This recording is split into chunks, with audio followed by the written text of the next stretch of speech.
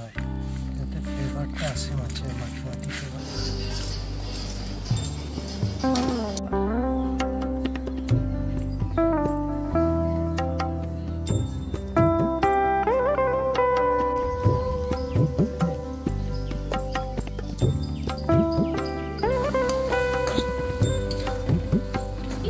আমার আজ একদিন পরই যাওয়ার আমার ব্যাগে কিচ্ছু গোছানো হয়নি, তো সেই কারণে আজকে ব্যাগ গোছাচ্ছি।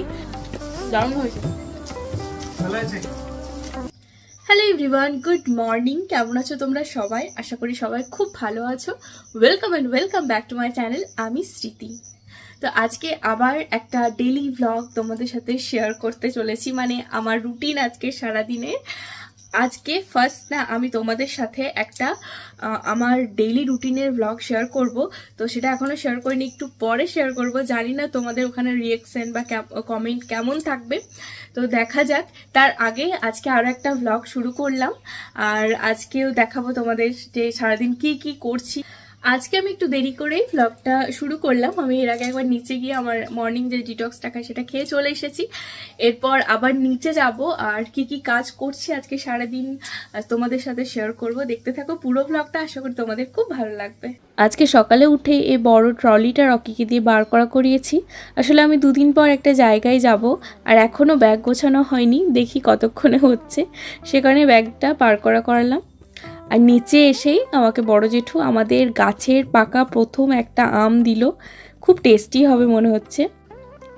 আর আমাদের তো প্রত্যেক দিন জলখাবারে মুড়ি খাওয়ার জন্য কিছু একটা সবজি হয়, আজকে হয়েছিল ঘুগনি। এই ঘুগনিটা মাই বানিয়েছে, আর তার সাথে এইদিকে রান্নাও শুরু হয়ে গেছে আমাদের।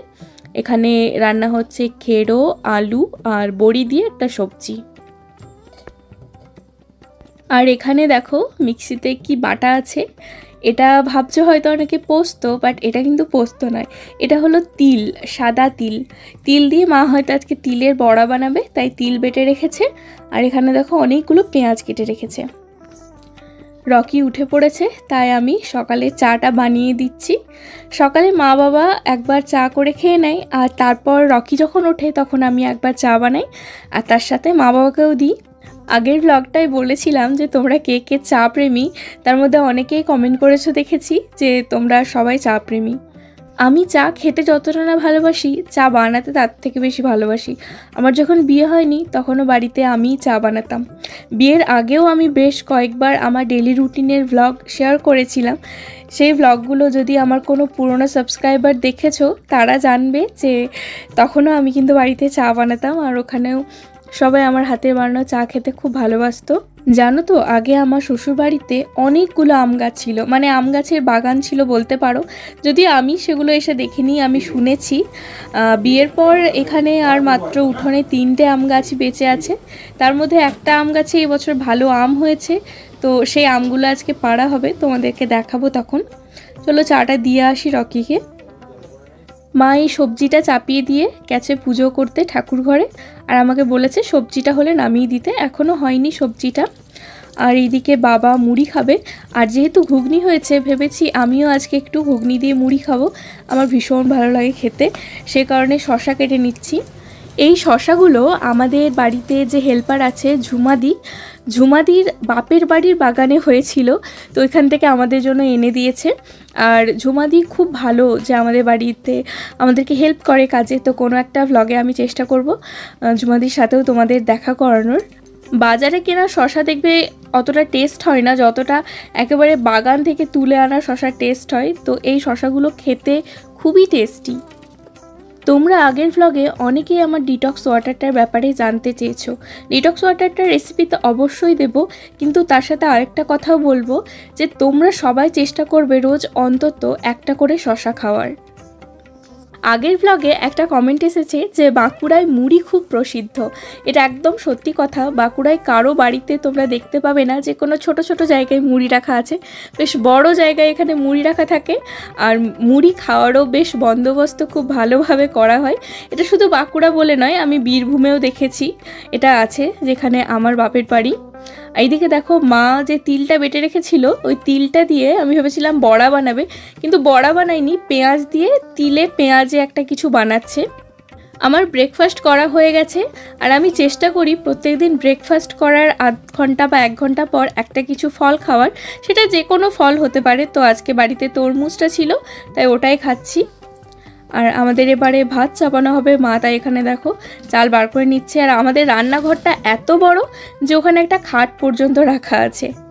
এদিকে রকি দেখো কি করছে, এখানে খোল নিয়ে এসেছে, একটা জিনিস বানাবে, তোমাদের দেখাবো একটু পর। এটা হলো আমাদের স্টোর রুম, যেটা উঠোনে আছে, মানে আমাদের যে উঠোনটা বড় মতো, তার মধ্যে আমাদের একটা, মেজু জেঠুদের একটা, বড় জেঠুদের একটা, মানে 3 জনেরই একটা করে বড় বড় স্টোর রুম আছে, যেখানে যে আমাদের চাষের পেঁয়াজগুলো সব স্টোর করে রাখা আছে, আরও অনেক কিছু রাখা থাকে। রকি আজকে যাবে একটু মাছ ধরতে আমাদের পুকুরেই, সেই কারণে ও মাছ ধরার জন্য চার বানাচ্ছে।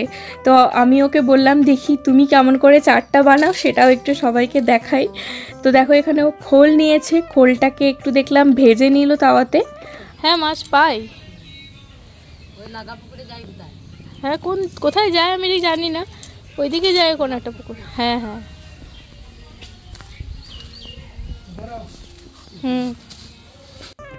যার সাথে এতক্ষণ কথা বলছিলাম সে হলো মেজো জেঠুদের যারা চাষ করে, মানে যে চাষ করে তার স্ত্রী। তো আমাকে ভ্লগ বানাতে দেখে বলছিল যে ও ভিডিও করছো, তাহলে আমাকেও একটু দেখাও, তাই দেখালাম।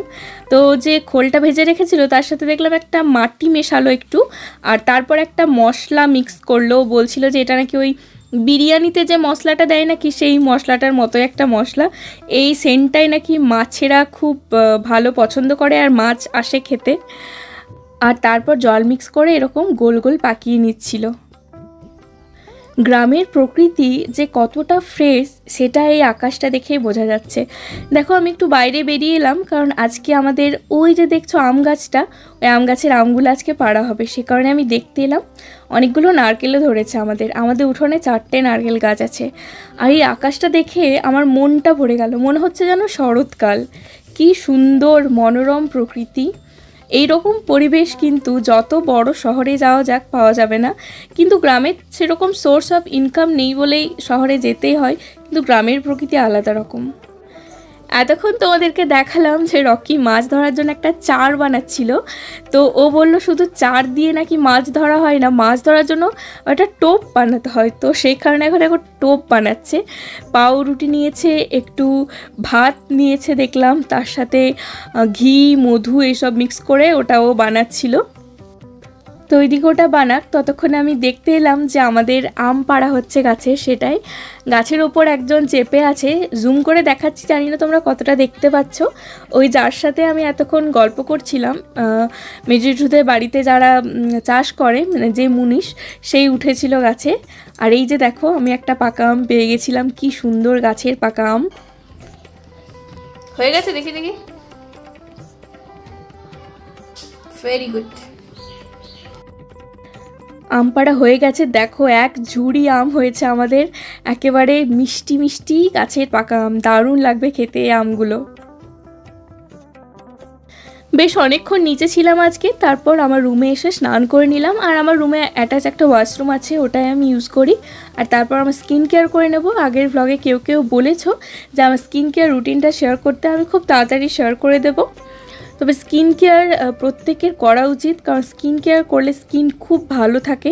তবে জানো তো, স্কিন কেয়ার তুমি যত দামি প্রোডাক্ট দিয়েই করো না কেন, স্কিন ভালো রাখার জন্য যেগুলো মাস্ট ইম্পর্টেন্ট কয়েকটা জিনিস, তার মধ্যে একটা হলো জল খেতে হবে।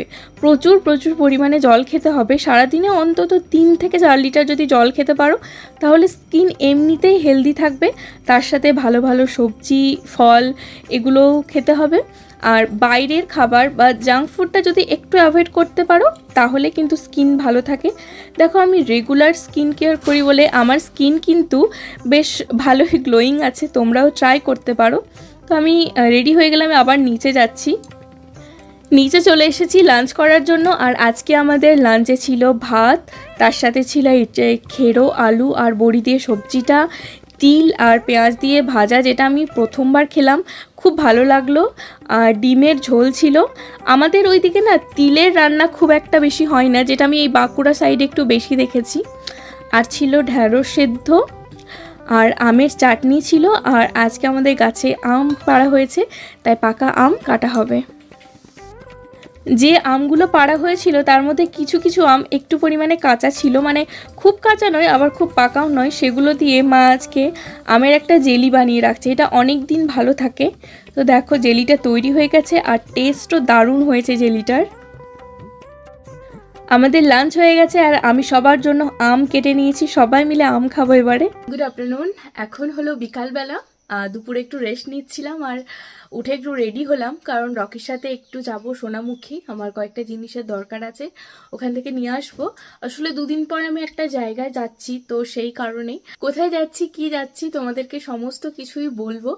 আর এবারে যাওয়াটা একটু অন্যরকম, তাই কিছু কিছু জিনিস আমার আনার আছে যেগুলো এখনো আনা হয়নি, সেগুলো আনতেই যাচ্ছি। এখন আমি নিচে যাব। আর আজকে রকি গেছিল মাছ ধরতে, আমাদের এখানে নিজেদের পুকুর আছে আর রকির মানে সব থেকে পছন্দের হবি হলো মাছ ধরা। তো যখনই ছুটিতে বাড়ি আসে ও মাছ ধরতে চায় আমাদের পুকুরে। তো চলো নিচে যাই, দেখিও এসেছি কিনা আর মাছ আদৌ পেয়েছে কিনা সেটাও দেখাবো তোমাদের। দেখো নিচে এসেই দেখছি রকি কত বড় বড় 3টে মাছ পেয়েছে, আমাদের পুকুরের জ্যান্ত টাটকা মাছ। এটা কি মাছ? এটা আমেরিকান রুই। এগুলো সব 3টে আমেরিকান। আমি এরকম হাতে করে জ্যান্ত মাছ ধরতে খুবই ভয় পাই, কিন্তু আজকে একটু ভিডিও বানানোর জন্য আমি হাতে ধরেছিলাম। দারুণ সুন্দর মাছগুলো। আগের দিন রকি অনেকগুলো তাল পাড়িয়ে এনেছিল, সেটাই খাচ্ছি, এটা খেতে আমার খুব ভালো লাগে। দেখো আমি কত স্বাদ করে রেডি হলাম আজকে একটু বাজারে যাব বলে, কিন্তু প্রকৃতি আমার বাদ ছেড়ে দিল। আজকে আবার সেই ঝড় বৃষ্টি, ঘন কালো মেঘ, কারেন্ট চলে গেছে আজকেও।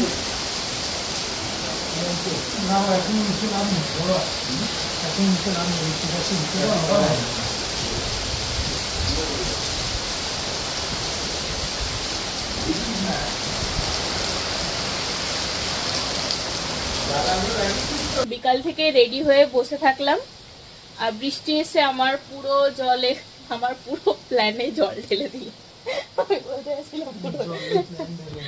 আমি ভেবেছিলাম কি আমি অনেকদিন বাইরের কোনো মানে ফাস্ট ফুড খাবার কিচ্ছু খাইনি, আর আমার না রোল খুব ফেভারিট খাবার, তো আমি ভেবেছিলাম আজকে আমি একটা রোল খাবো, বাট আমার খাওয়া হলো না।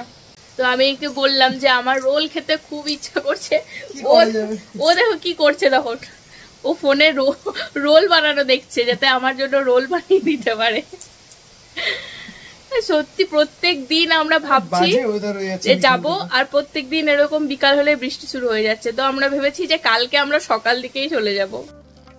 দেখো বাইরে যাওয়া হলো না বলে আর বৃষ্টি পড়ছে বলে রকি আমাদের বাড়ির সামনের এই দোকান থেকে এই ম্যাগির মতো দেখতে এই প্যাকেটগুলো নিয়ে এসেছে। এগুলো এক ধরনের নুডলস বলছে, এগুলো বানাবে, কিন্তু তার আগেই আমি ময়দা মেখে নিয়েছি, মানে এটা হলো রুল ময়দা মেখে নিয়েছি, কারণ ও বলছিল যে রোল বানিয়ে দেবে, কিন্তু ও না রুটি খুব একটা ভালো করে বানাতে পারে না, তো সেই কারণে বলছিল যে ম্যাগি বানাবে। তো আমি বললাম যে ঠিক আছে, আমি রুটিটা বানিয়ে দিচ্ছি, বাকি রোলটা তুমি বানাও। এইদিকে শসা গাজর মা কেটে দিয়েছিল আর পেঁয়াজটা আমি কেটে নিয়েছিলাম। তো সবাই মিলে আর কি হাত লাগিয়ে একটা খাবার রান্না হচ্ছে। আমাদের মেন সেফ হলো এটা রকি, ওরই উদ্যোগ যে ও বাড়িতে কিছু একটা বানাবে, আর ও বাড়িতে থাকলে রান্না করতে ভীষণ ভালোবাসে। তো এইদিকে আমি রুটিগুলো ওকে বানিয়ে দিয়েছি, বাকি পুরো প্রসেসটাই ও করছে। আর যদি আমি কিছু খেতে খুঁজি আর কেউ যদি সেটা বানিয়ে দেয়, মানে বানিয়ে দিতে অ্যাটলিস্ট চেষ্টাও করে, সেটাই কিন্তু খুবই ভালো লাগে। তাই সেক্ষেত্রে একটু সাহায্য তো করাই যায়। দেখো আমাদের এগ রোলের রুটিগুলো মানে রোলগুলো তৈরি হয়ে গেছিলো, তারপর রকি সেগুলো ভালো করে পেঁয়াজ শসা দিয়ে ডেকোরেশন করে দারুণ টেস্টি বানিয়েছিল।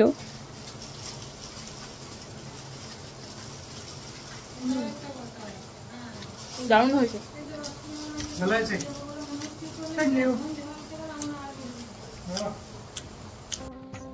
রোলটা খাওয়ার পর একবার ওপরে এসেছিলাম একটু সামান্য ব্যাগ গোছানোর জন্য। এই ব্যাগটা আমি কিনেছি, এখানে অনেকগুলো পকেট আছে, অনেক জিনিস নিয়ে যাওয়া যাবে এটাই করে। আমি ডিনারে আর কিচ্ছু খাইনি, রকি যে মাছগুলো এনেছিল সেগুলো মা গরম গরম ভেজেছিল, সেগুলোই 2 পিস খেলাম আজকে। তো ডিনার তো আজকে সেরকম কিছু করিনি, মাছ খেলাম শুধু। আর তারপরে ব্যাগ গোছাতে বসেছি। আমার আর একদিন পরই যাওয়ার, আমার ব্যাগে কিচ্ছু গোছানো হয়নি, তো সেই কারণে আজকে ব্যাগ গোছাচ্ছি। আর রাত হবে হয়তো একটু গোছাতে, আমার না ঘুমও আসছে প্রচণ্ড, তাই ভাবছি যত তাড়াতাড়ি পারবো গুছিয়ে নিই।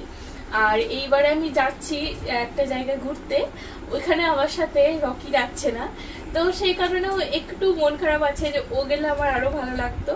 যাই হোক, নিজের জন্যই ব্যাগ গোছাচ্ছি, দেখি কতক্ষণে কমপ্লিট হয় এটা। বিয়ের পর থেকে আমি এতগুলো জায়গা ঘুরতে গেলাম যে ব্যাগ গোছানোটা আমার একটা অভ্যাসের মধ্যে চলে এসেছে, কিন্তু তাও আজকে একটু আলসেমি লাগছিল। যাই হোক, গুছিয়েই নিই। এত ঘুম আসছে যে আমি কি কি নেবো আমার এখনো মাথায় কিছু আসছে না।